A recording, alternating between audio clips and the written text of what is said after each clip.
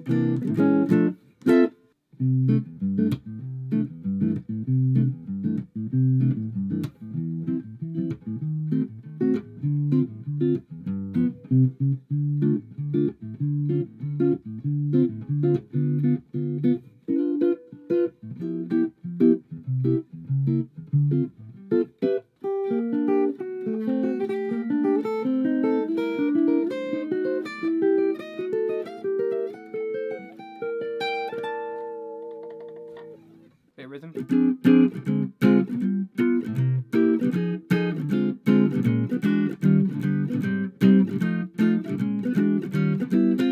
Sounds nice.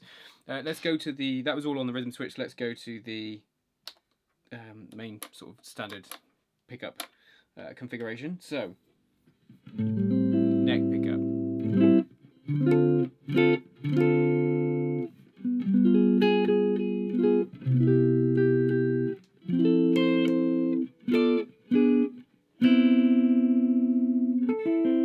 Roll off the tone a little, maybe.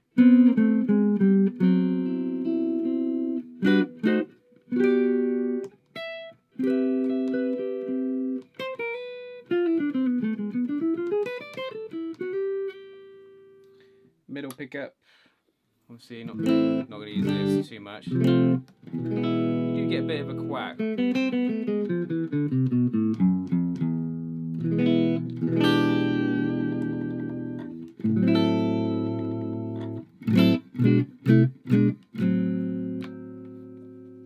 Bridge, shrill bridge.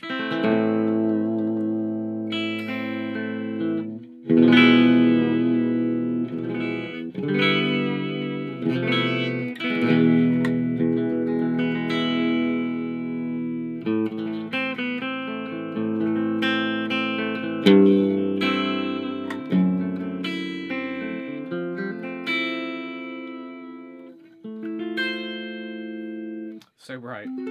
So not used to these sort of bright, shrill sounds when obviously so much used to the neck pickup or the rhythm circuit. Flats on a Fender.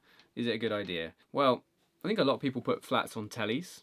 I tried it once. What I found is I'm so used to the feel of roundwounds on a telly or a Strat that it just felt really weird. The tension felt different. I liked the fatness of tone I got, but it just felt a little bit like odd.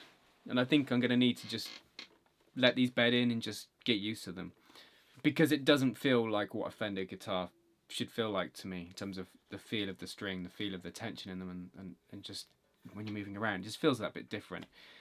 So much more used to it on Gibson style guitars and archtops and semis. But I think that's just a personal thing. So I'm really interested to know what you think of the difference between the two sounds. Is it a massive difference? No, I don't think it's a humongous difference. I think the biggest difference actually is in the feel of it all. Obviously, they're going to last a lot longer than the Roundwound, so that's a bonus. My first impressions, they're a bit duller, a bit fatter sounding maybe. Maybe it gets the Jazzmaster in a bit more ballpark archtop, fatter sound.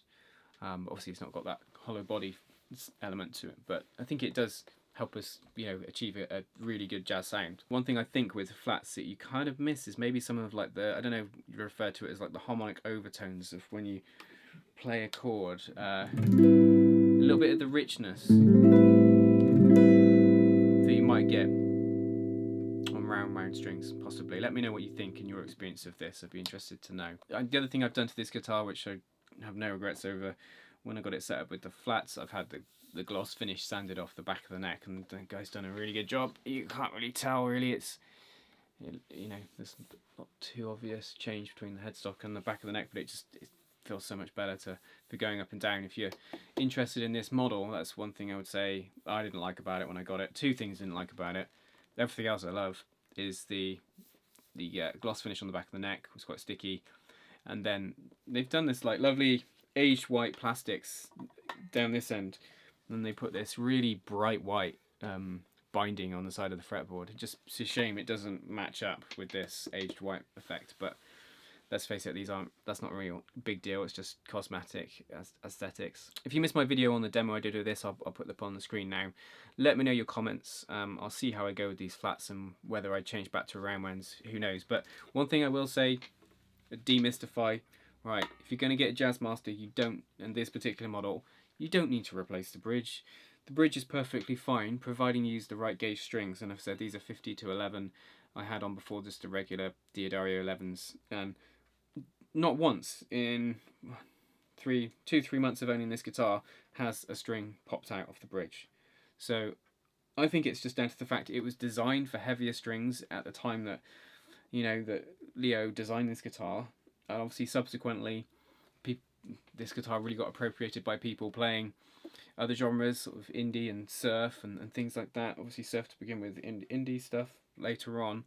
And, there's more of a preference maybe for thinner strings in those genres, which, maybe not the surf actually. I wonder what strings the surf guys used back in the day. Be interested if you know anything about that. It'd be interesting to find out. But yeah, I think it's down to the fact that people use the wrong gauge strings, too light gauge strings, and then they experience problems. Also, maybe it's picking too hard as well, and it pops out. And I don't tend to do that too much. And I suppose maybe when they bend, which, so maybe if you're going to use a Jazzmaster for its original intention for jazz with thicker strings, then you're probably going to be fine. You're not going to need to spend that extra money on the bridge. Anyway, leave me a comment. What do you think of the difference between the tones? Should I keep the flats on it, or should I go back to Roundwounds?